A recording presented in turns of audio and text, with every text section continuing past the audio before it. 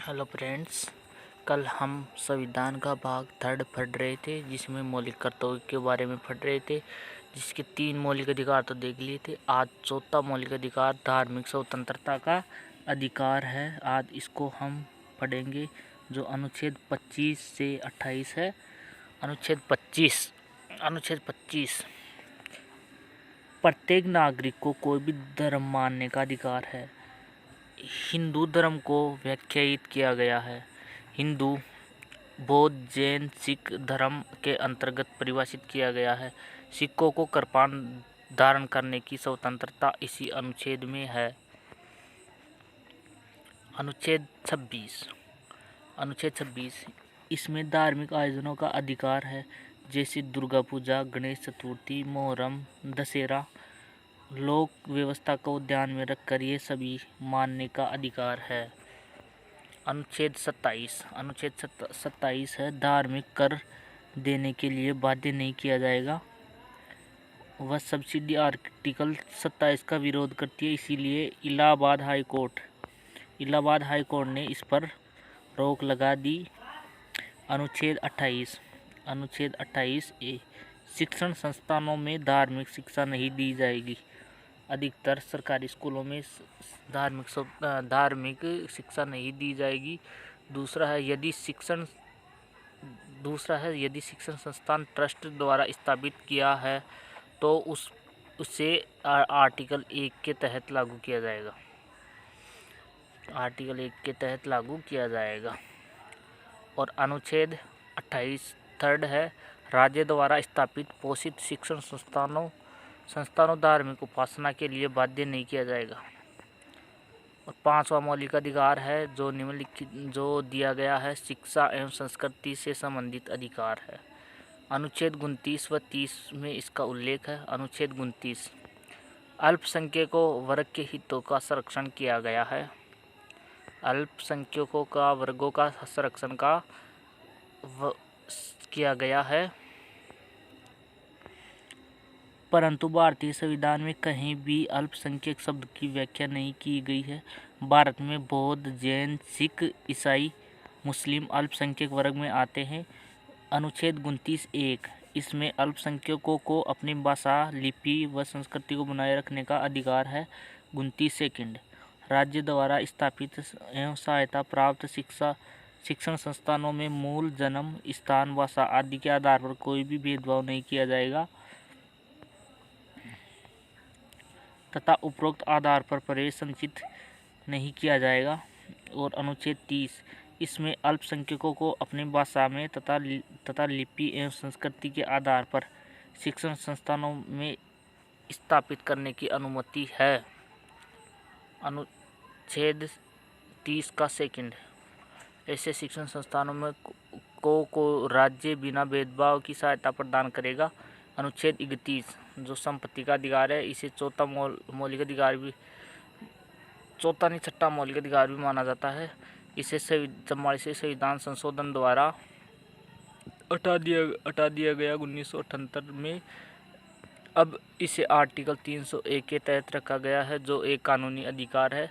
7वां मौलिक अधिकार है, संवैधानिक उपचारों का अधिकार। अनुच्छेद 32 B.R. अम्बेडकर ने इसे संविधान की आत्मा कहा है। विशेष अनुच्छेद 32 के तहत मूल अधिकारों के हनन पर सीधे सुप्रीम कोर्ट की शरण ली जा सकती है। मूल अधिकारों की रक्षा की गारंटी एससी की है। एससी मतलब सुप्रीम कोर्ट हो गया। मूल अधिकारों के उल्लंघन होने पर ऐसी 5 रिटें जारी करती है।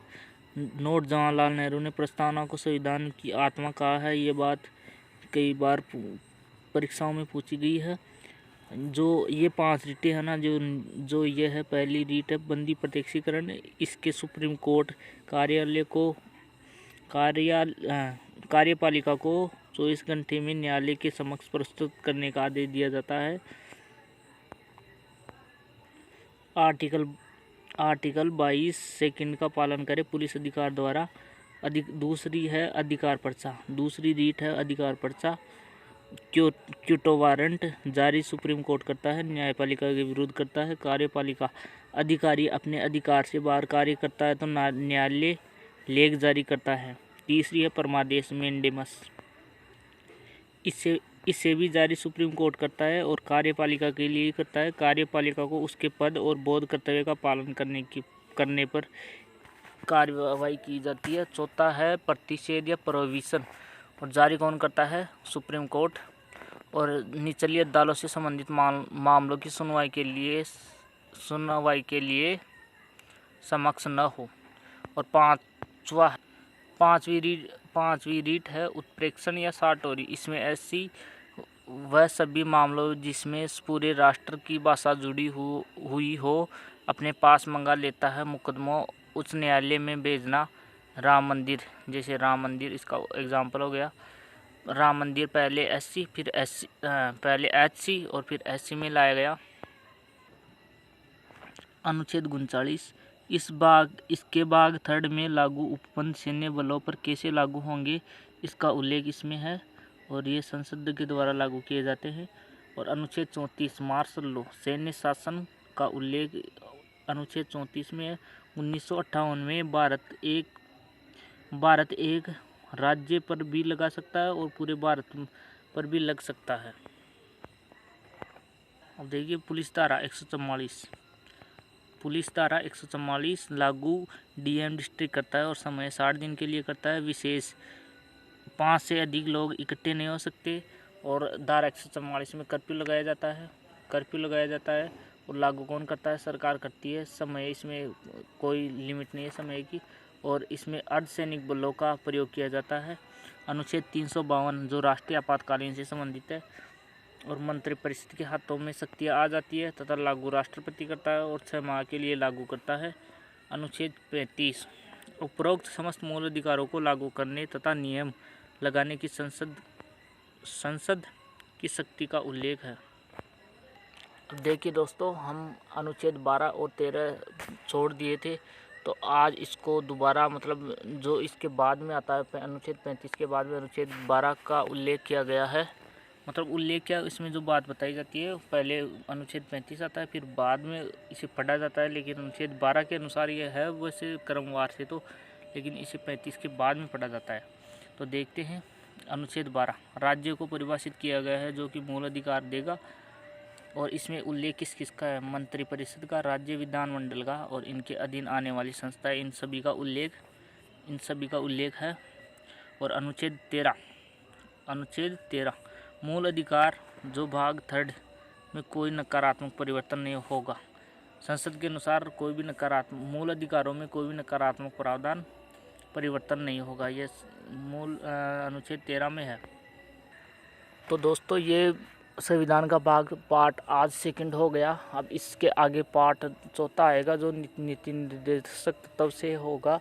ये पार्ट कल आने वाला है। तो दोस्तों, आप हमारे इस चैनल को सब्सक्राइब कर ले तथा सब्सक्राइब करके रख ले और साथ में नोट्स भी बना ले, क्योंकि ये बहुत इंपॉर्टेंट नोट्स होते हैं। इंडियन पॉलिटी है तो आप ध्यान में रखकर पढ़ाई कर सकते हैं।